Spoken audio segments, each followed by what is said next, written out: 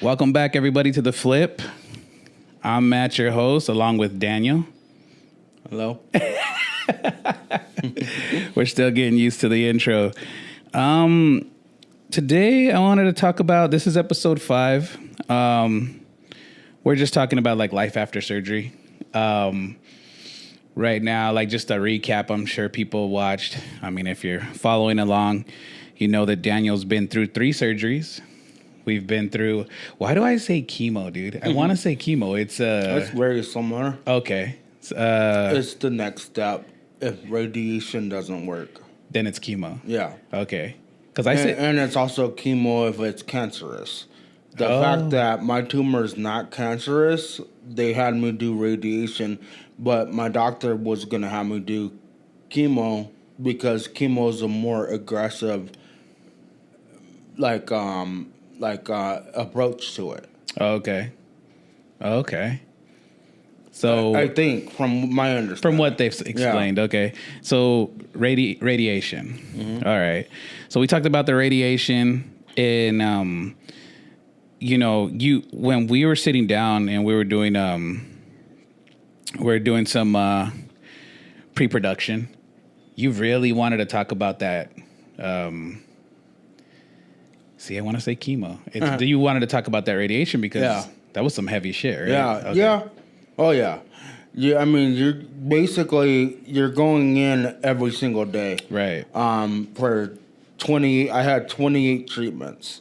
So you go in every day for 28 treatments, and during this time, it was all during the holidays, Thanksgiving and Christmas. Right. So you're doing that, and then and the thing is, so anybody that knows how it is to do like an MRI, it's similar to that, but different. So you lay down on a hospital bed, and they strap in this mask that has like all these holes that are like mesh that like fit to your face, and like they strap it in and they strap you into a bed, so you're trapped for how long you're doing the radiation. Right. It's a nightmare. Yeah, and we talked about you like finding some comfort in some of the staff and stuff like that. They kind of knew about like what you liked and what you didn't like, which is pretty important. I mean, if you think about it.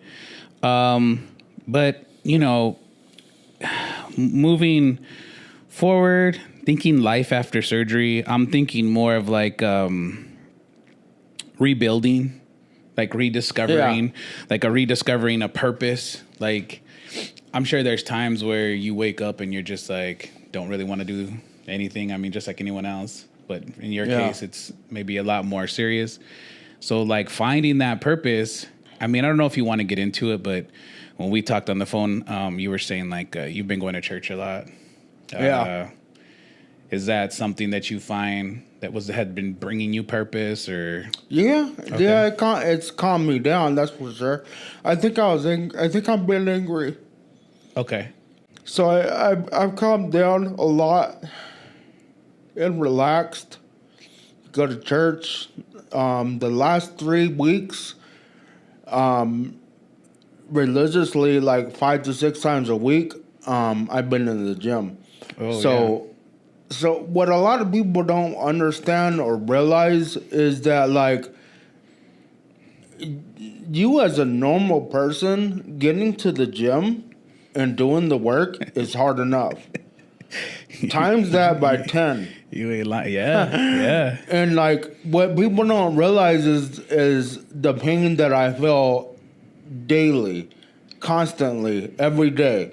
So it's funny because like I met up with a buddy of mine. His name is Nathan, and he put me on his table, like a massage table, and was trying to help me to recover and stuff like that.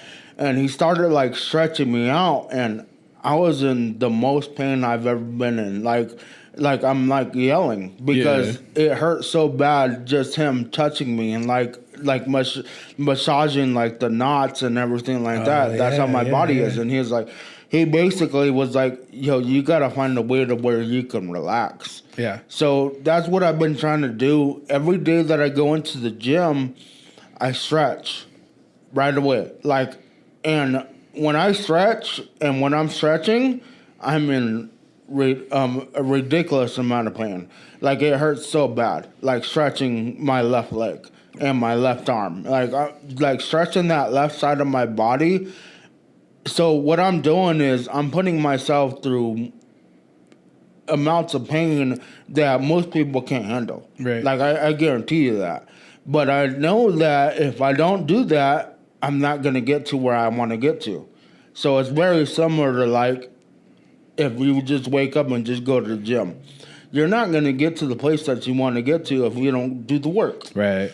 So unfortunately, my situation, it's a little bit rougher, a little bit harder, but I got to do it, and I got to put myself through the pain.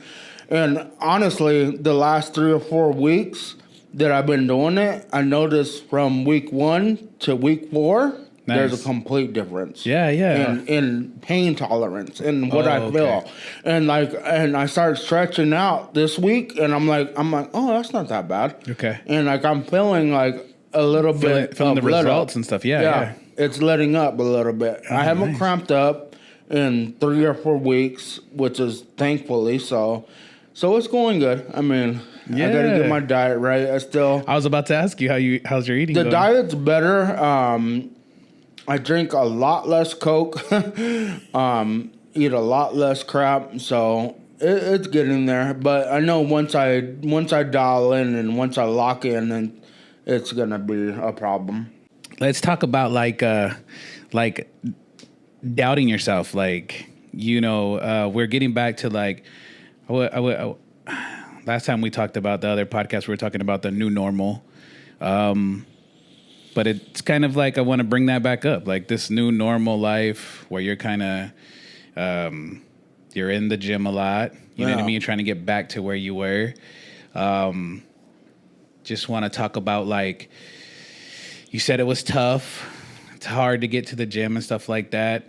But do you have any doubt that you won't get back to where you were? Is there any like signs or the doctor tell you anything that you're like, because you've visited the doctor just recently? Yeah, and everything's, I had an MRI. Okay, and everything's like on track to go back to like how normal. How you used like to be. I'm supposed to recover. Mm-hmm.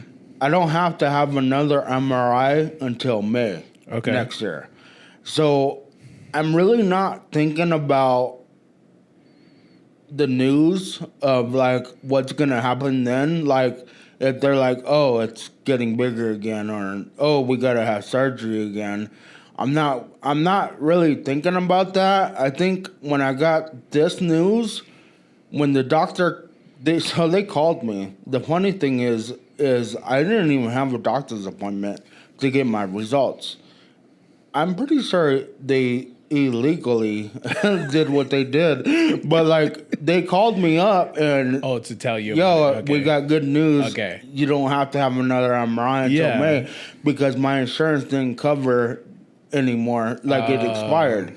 So when the new enrollment started, it was in October, and I was in a hospital bed then. Okay, so I didn't sign up for the new enrollment. I see. So my insurance expired April 30th. Yeah, and then when my insurance expired, that's the time that I had my MRI. I did my MRI right before my insurance expired, and then I got my results. And she called me and she's like, "Hey," she's like, "just so you know, you have good news." She's like, "I want you to go into the weekend with good news." Yeah.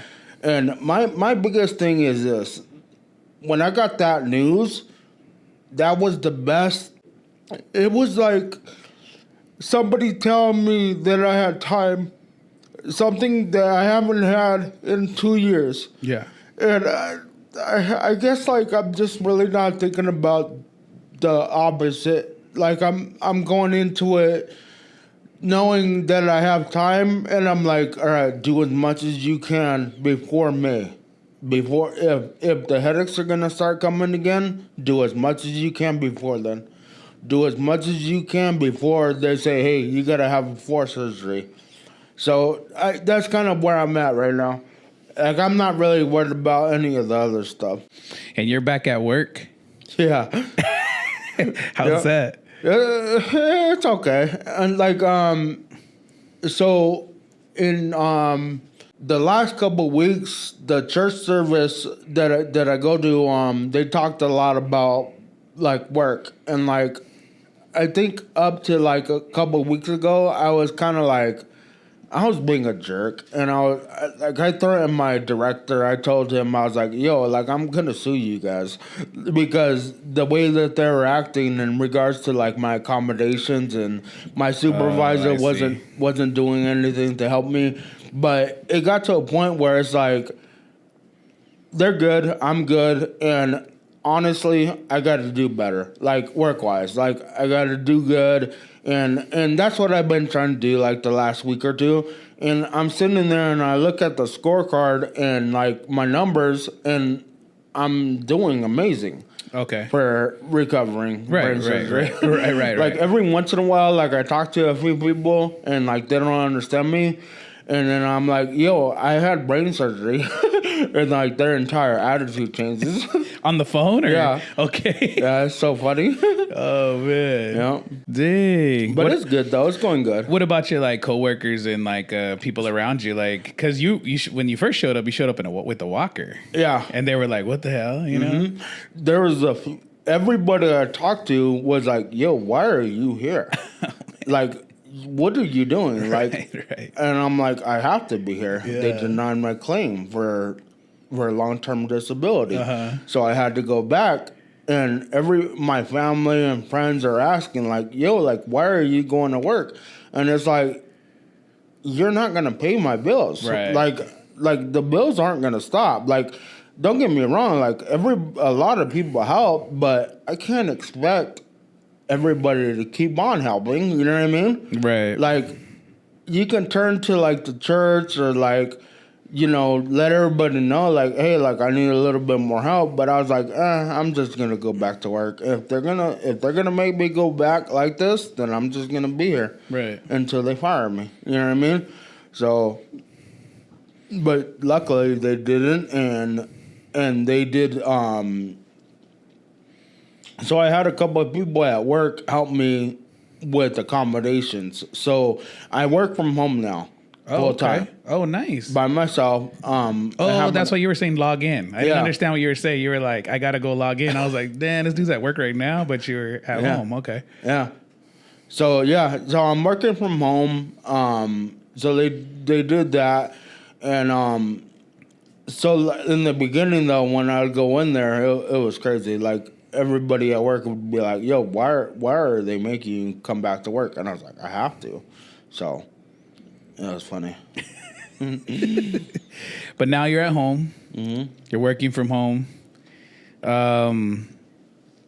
which is good. That's always good. Oh, yeah. It's beautiful. Just roll out of bed and log in. No, I shower. I go to the gym. And then I shower, and then I log in. Are gym solo trips right now, or you hitting it solo, or you? My Wade has taken me. My brothers have taken me, and my buddy Leon has taken me. So as much as they can. The thing is, though, is like there's a couple of solo trips in between them.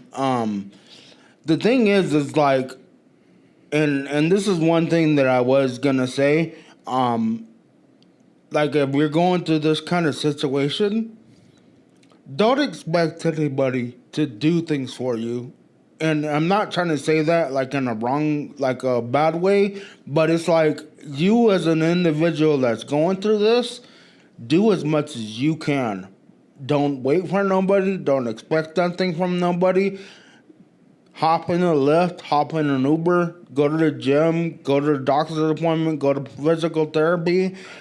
Just get it done, because you can't expect everybody just to stop their life. Drop everything. And drop everything to go pick you up and take you here and there. And the thing is like, I'm not driving at the moment. You know what I mean? Yeah. So it is hard. It's really difficult, but I'm making it work, so... That's interesting. I like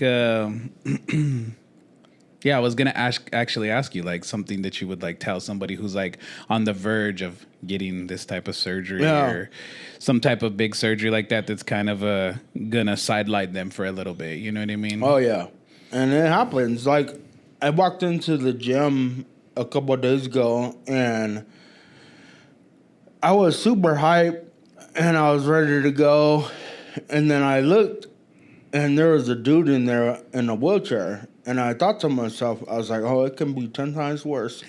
Yeah, And it's like, God, man, like you don't know what anybody's going through. yeah, And battling. I felt so bad for that guy. yeah. So it's like just go and just be there, show up, and do a little bit of work and try to get better every day. Have you ran into those people at the gym where they're like, "Keep going, you can do it"? No, not really. Okay. I ran into a guy. I think maybe that same day or maybe a day before that. One of the guys that worked there, he came over and started talking to me, and him and I were talking for like 5 minutes. He was real cool. Just stuff like that. Okay. So, but people probably look at me like I'm crazy. I've had that being a bigger dude, going to the gym, and I'll be like on the Stairmaster doing like level 12 for 12 minutes, you know what I mean? Yeah. And that's kind of what I do. I've worked my way up though, you know what I mean? And I'll be doing that, and I'll get down, and some guy's like, "Hey man, keep doing it, man." I've had that before. I'm all cool. Yeah, man. That's so funny. I'll stick with it. Yeah, exactly. But yeah, so I don't know. I think I just like when I think about like life after surgery and stuff like that. I mean, so you'll for the rest of your life have to do MRIs like every 6 months, or what do they say about that? So They do checkups. there's a few different options. Come next year when we do an MRI, we'll find out more. But because as far as I know, the tumor is always going to be there. Whether or not it grows, we don't know. Nobody knows.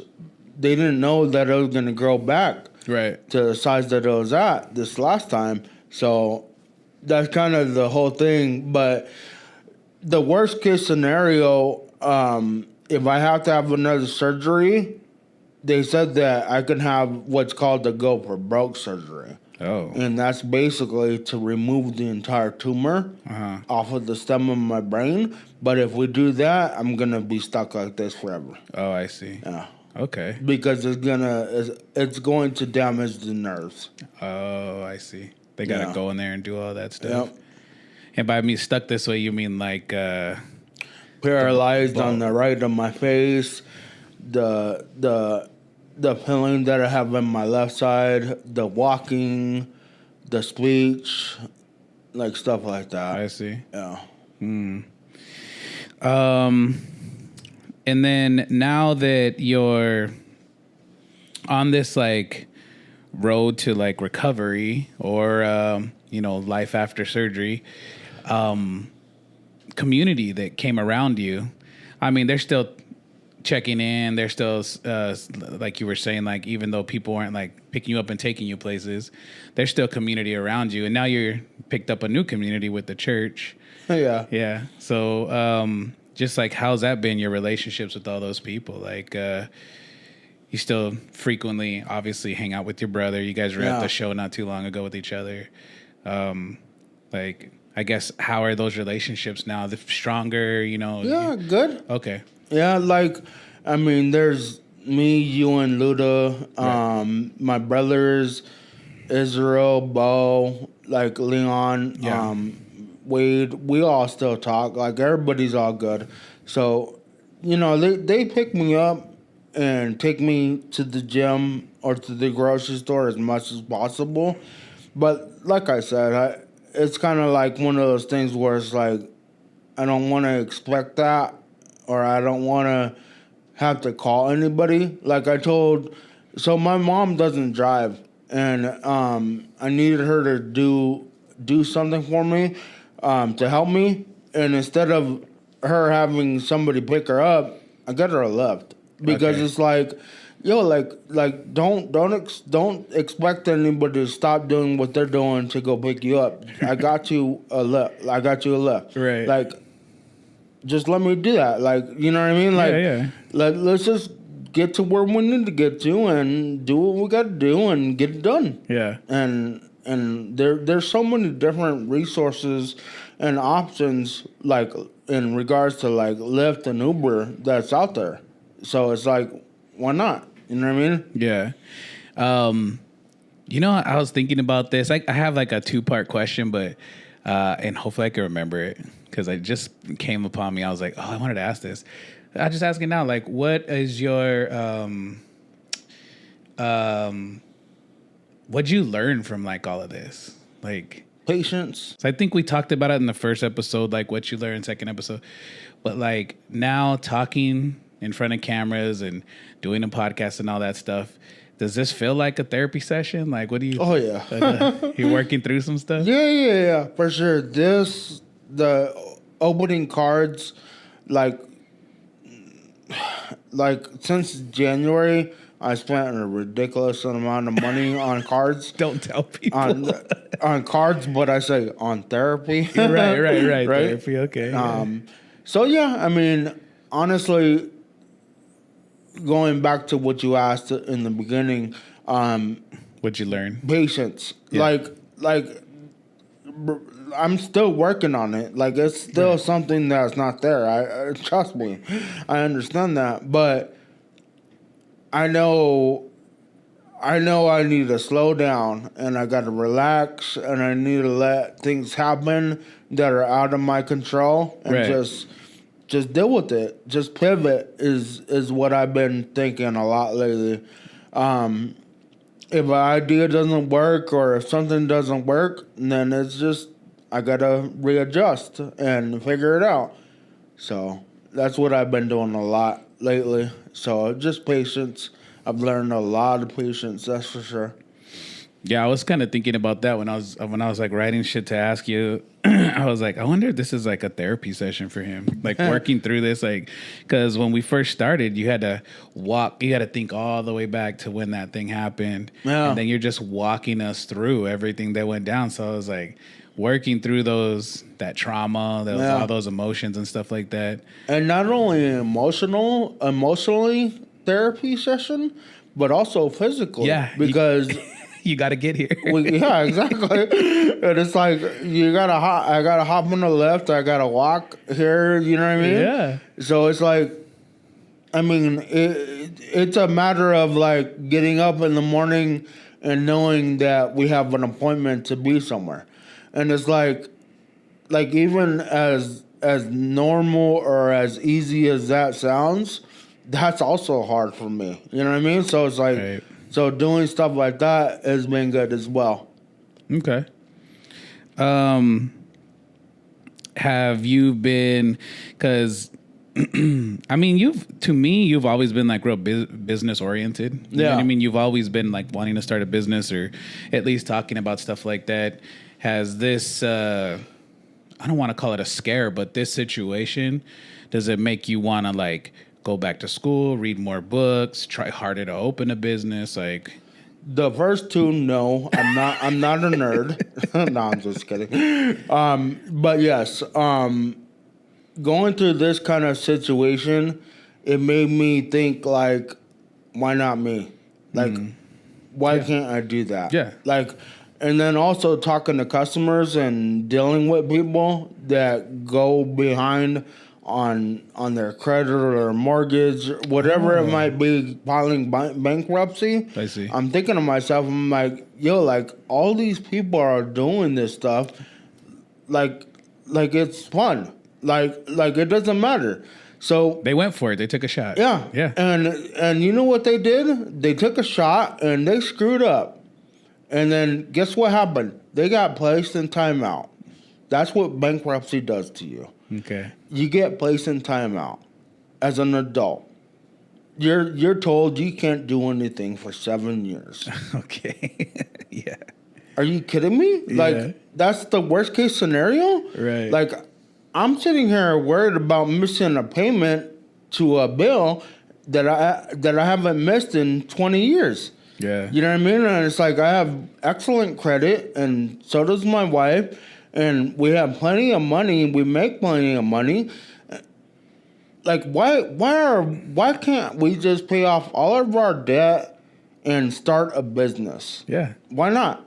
It doesn't make any sense to, like, Take a shot. Worst case scenario can happen. I have to file bankruptcy, but I'm not even looking at that because it's like I'm way too smart for that. Like, Okay. like of how I am, and it's like The built different mentality. yeah, exactly. So it's like yo, like that's not gonna happen. Like, I'm gonna be worried about making the payment or like covering the rent for the lease. Like, I'm not worried about bankruptcy. That's like that's crazy. You know what I mean? Like, Right. Well, I think when those people were going through bankruptcy now, I'm sure they had the same thought process, or maybe they didn't. I don't know. Maybe that's why things didn't work out. Maybe I'm speaking out of turn. Maybe I don't know what I'm talking that's about. what podcasts are for, man. Yeah. To say lies. Throw something against the wall, see if it sticks, you know? So we kind of implemented a new segment here. That was I kind of liked it, like how you gave us that takeaway. You know what I mean? You talked about going for broke. I agree with you 100%. You know what I mean? I feel that a lot. Like, I want to take more risk, more chances. You know what I mean? Because, you know, just giving, like, your situation is like, we only have a limited time here. So why not make it worth it? You know what I mean? And then what happens when you're gone? Right. What happens? Yeah. Nobody knows. Nobody's been there. Yeah. I haven't talked to anybody that's been inside. Yeah. So it's true. like... Well, we have a new segment, and we're opening up cards now. We're calling it cardboard therapy. Working through some stuff. You actually went to a show. I did with my brother. Okay. Tell us about that. Because I've never been to those shows. So in the last few weeks, I've actually been to a couple shows. Okay. So they had a small show in Mesa that I went to. Okay. So get this, I bought 3 boxes of football cards that are pretty popular. In these boxes, you can find what's called a downtown or an uptown. I ended up pulling out of the last box a dual downtown. Oh. It was a card that's worth, like, online right now. It's going for like $1,500. Oh wow. PSA 9. So it's like, what people don't understand about cards is when you rip a card out of the box or a pack, you can send it in to what's called PSA, and they'll grade it like an 8, 9, or 10, depending on what condition the card is in. Well, the card that I got that I pulled out of the back, it's a mint condition because I pulled it out of the back. Right. And if I send it, hopefully, I should get a 9 or a 10. And if that's the case, it's going to be worth over $1,500 probably. At least $1,000. So nice. It's crazy. Yeah. Okay. So you went to those shows, and then you just went to the. So what was the show you just went to? Is that the big show or? Yeah, that was the big one. All right, because that's like 270 tables, and people are selling buy, sell, trade, all types of stuff. Yeah, it was crazy. It was massive. Did you take your case? Yeah. You walked in there with it? Yeah, like a nerd. Dang, people are like, what does he have? Yeah, people are like, look at this dork. Wobbling around, looking all weird. And you're starting to get like really hip to a lot of stuff, but you're saying people are like crazy with it. Like they know everything. Bro, right? it's crazy. Like I'm sitting here, like I want to get involved in it, and I'm thinking to myself, I was like, yo, is it too oversaturated? But just like real estate, I mean, you know what I mean? It's competition, and it is what it is.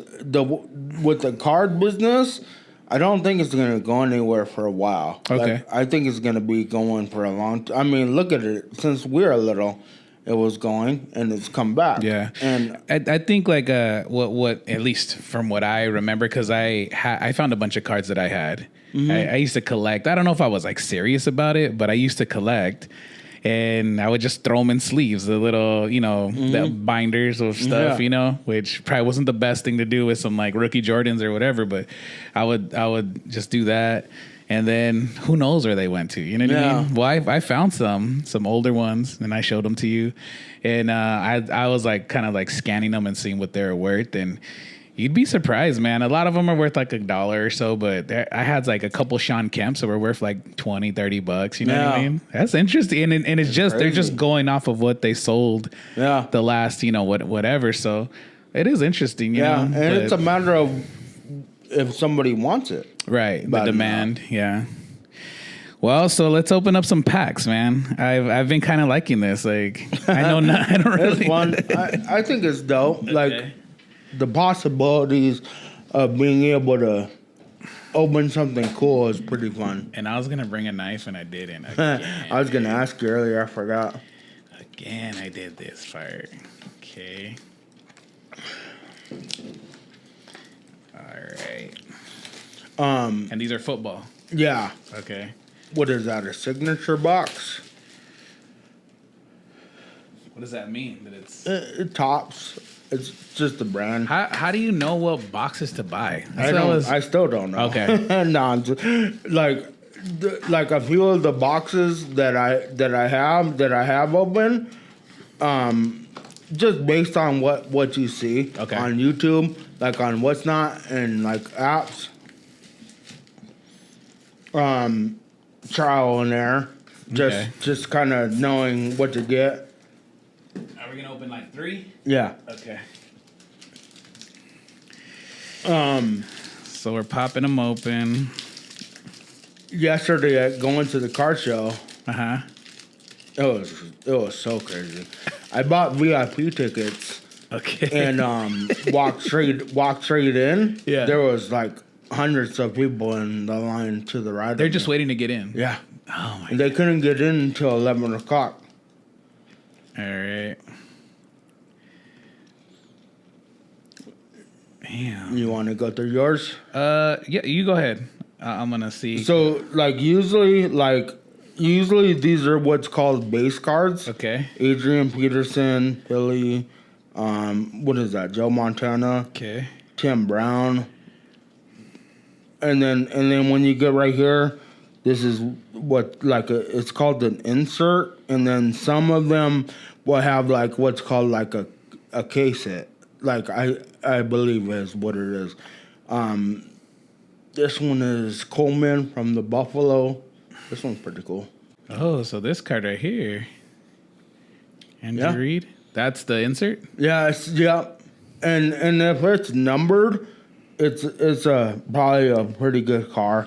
You can also pull autographs cards in here. Okay. So earlier when I was talking about how it's like probably oversaturated. Okay. The thing is, they're pivoting. Like these companies, they realize that it's oversaturated, but now they're making more cards rare.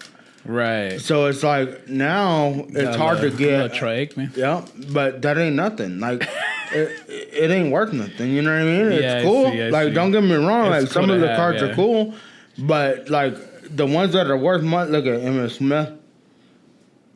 It's like cards that are worth money though are the ones that are gonna be like those inserts. Look at this one right here. Oh, so anything after the insert as well? Yeah, and this one right here, but like they're not even worth money, but the possibility that they're numbered card or like an autograph, is better than nothing. I see. Where'd you get this box at? The card show. Oh, okay. Dan Marino. Hell yeah. Brett Favre. But yeah, I mean, and honestly, opening packs, everybody tells me not to do it, but everybody also said not to go to the casino. So, wait, so don't open the packs? What do you mean? They say it's gambling. So this is basically like the casino. Okay. Well, can you like? I also see people like on Marketplace. They'll buy like 20 of these boxes and then sell them for additional $20. Like, have you seen that? And also, so another thing that I've been dipping into is What's Not. Right. So when you get on What's Not, they actually buy these boxes and these packs for their show. So they'll do like a 2 to 3 hour show. Yeah. And they'll sell like a place in the pack based on what team you get. So it's pretty cool. The insert was a Jonathan Brooks. This so that's what we're starting, everybody. We're starting at What's Not. Basically, that's the next step, right? It's a lot of work. They do so much work, bro. Like, oh, I bet. Chefing and keeping track of all those orders, like, it's work. Right. So yeah, they should get paid. You know what I mean? Yeah. It's kind of cool, man. I like the cardboard therapy. It's what's this? And this is called card ripping, which I learned. It's fun. Yeah. I mean, did they do any card ripping at the show? Over there where you went? I didn't see any, but I'm sure they did though. Okay. Yeah. So let's see. Dang, I remember Donovan McNabb. Damn, Chris Carter. Somebody was talking about his stats the other day. Mm-hmm. They're crazy, bro. Like this crazy good? Yeah. Oh, yeah, he was real good. This is the only thing. It's not going to talk about it. Marshall Falk. Yo, the insert cards are so cool, though. They're dope, bro. These cards are pretty good. Got a fellow podcaster, Jason Kelsey. Have you heard his podcast? Yeah. Him and his brother. That's a fucking dope-ass card, man. Look at that. Yeah. Perfect. See this one right here? Yes. This one has a number. See, by his legs, you can see the number. Oh, yeah. What are those numbers? It's a date. No, they're numbers. Oh, well, it says 08/10. Yeah, so it's 08 out of 10. Oh, okay. So there's 10 of those cards, and that's the rarity of them. Really? Yep. So that's number 8 of number 10. Wow. That's crazy, huh? That's super crazy. Yeah, dude. so there's one of Why ones. has it got to be hidden like that? Like, the number? I mean, you gotta examine the card, basically. But there's one of ones. Oh, okay. There's one of 5s. And those are the more ones. valuables. Oh, okay. my gosh, yeah. If we get a one, I don't have a one-on-one. Oh, damn, this one's dope. What is it? This one, oh, wow. This one might be worth some money, actually. It's a Bo Jackson insert, but it's a numbered card. Oh, yeah. Wow. I can sell that to Beauregard for $100. The right number now. is 97 out of 175. Yeah. That's a pretty cool card. This is a very cool card. But that's what you do it for. So this is what the companies are doing now. They're making these, like, I mean, you would always see like these different like hologram cards or different things, but yeah, some of them now are looking super cool, man. Right? Yeah, this one's cool. All right, you opened up your last pack. We rolled the dice. Come on, got nothing. Dang it. That's the one right there. Yeah, that was worth it. Yep. All right. That might be worth the whole box. We'll see. Cool, man. Well, that was our cardboard therapy session. You kick the cards off the table. Knock everything. No, spill the drink on the cards. You're just like, no. Go viral. No, so that's it for episode 5, everybody. Thank you for watching. We're leaning more into like podcast form. We're kind of wrapping up Daniel's saga. Still going to follow when he goes to new doctor appointments, new MRIs. We want to follow your progress, you working out and all that stuff as well. Dude, I seen you like after surgery, and I mean, obviously now you're looking great. You're moving around, you know what I mean, a lot better and stuff like that.